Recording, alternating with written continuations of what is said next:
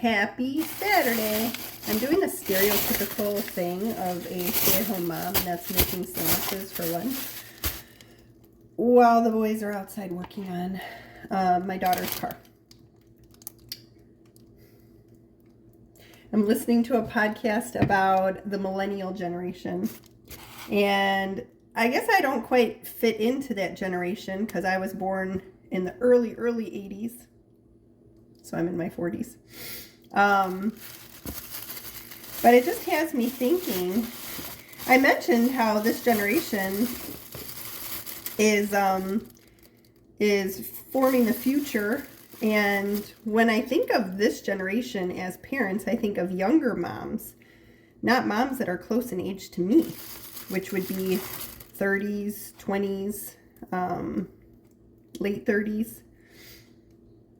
And I just was kind of blown away by the fact that moms that are closer in age to me aren't quite as, there's not much of an age gap where, I guess what I think about how old I was when I became a mom and how old I was when I became a mom for the last time, there was quite a difference. And I'm thinking about how my parents were young when they had me. They were in their early 20s, just like I was when I had my kids.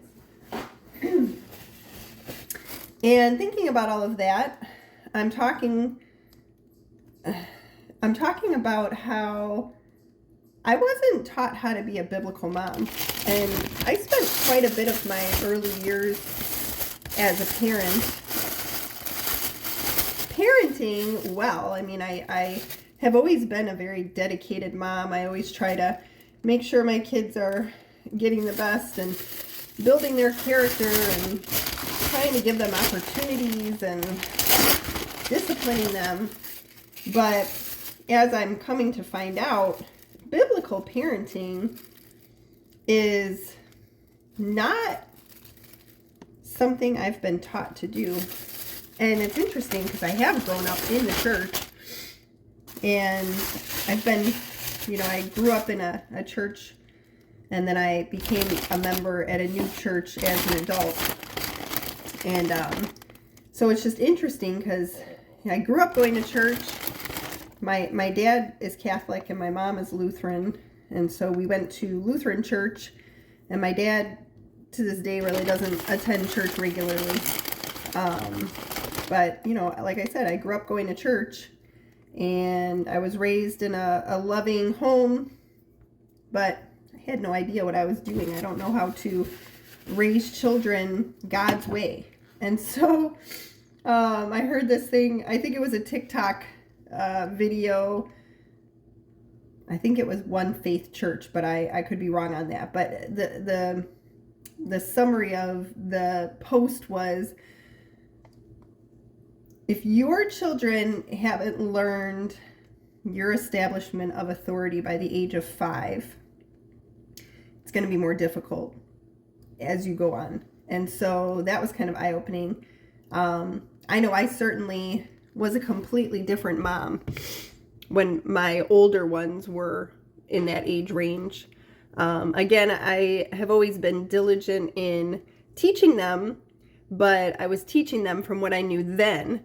And now I know different. I am really seeking to do things God's way.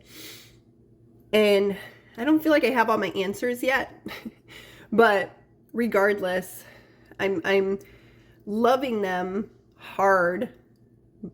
But I'm trying to seek more quality time with them. And I'm trying to seek leading with boundaries and definitive boundaries. I'm defining these boundaries that I'm trying to raise the kids with. And it is harder. For instance, you've got teenagers in your home, if you do.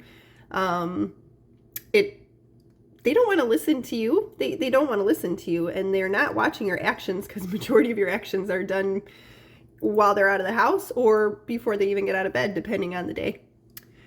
So I've been going through quite a reflective time trying to think, would I have done anything different? And I would have, because I know now how to be more, for instance, I can't be negotiated with quite as easily as I could be when my 15-year-old was younger.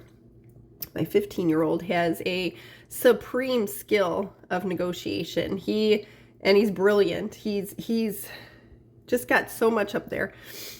He's very logical. And he was actually quite compliant, I would say. So when he was younger, I actually found it quite easy to teach him. But now that he is older, he's hot to move out of the house. And I keep reminding him, you're still under 18. Let us do our job for the next few years. Let us get you there. And of course, move out. I mean, I'm not going to tell you not to move out if that's what you want. If you know, you've got to lay the groundwork, I guess is the point.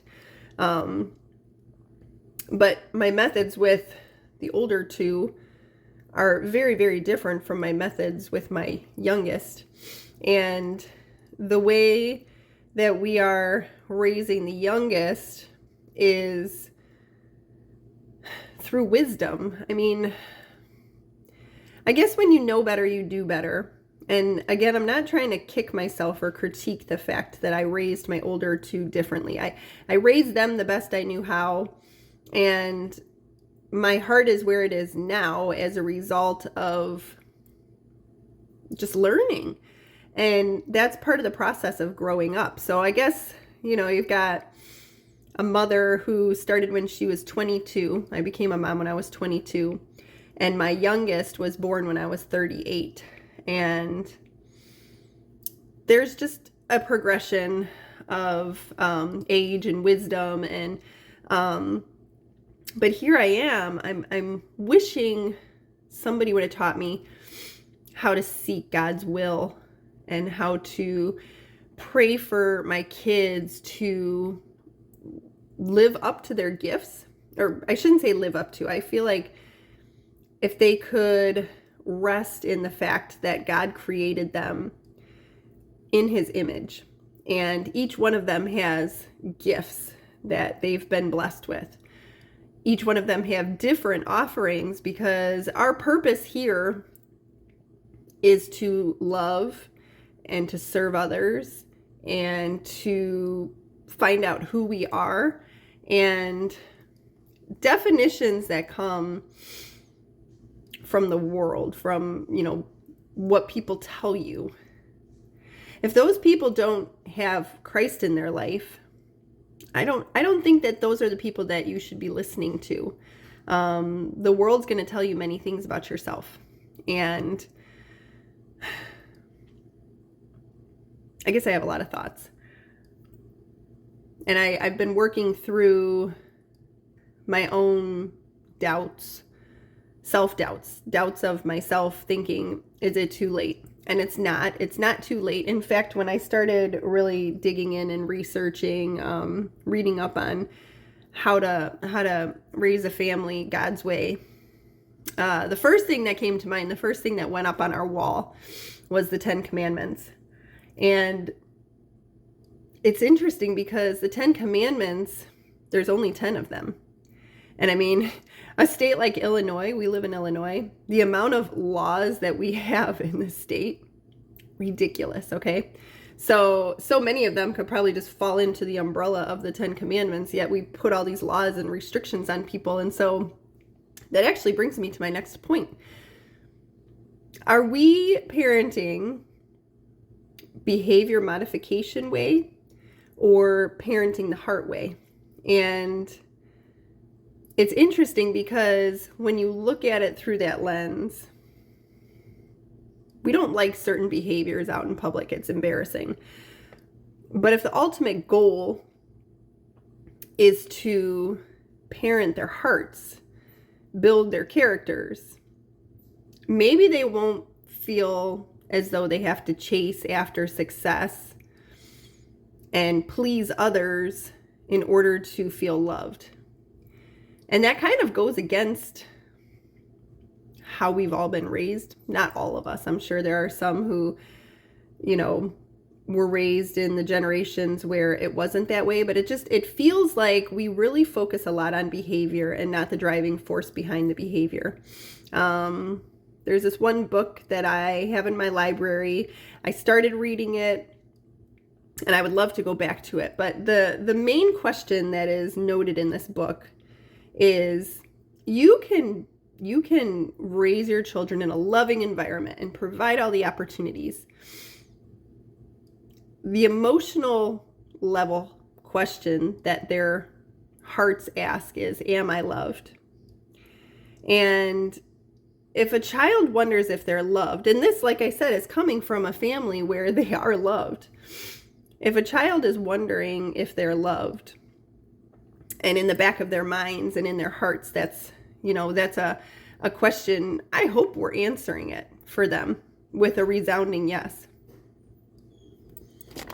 So I was starting to get long-winded. The overarching theme of what I came here to encourage is to encourage you to look into the question, was I raised in a way that taught me how to raise my family God's way?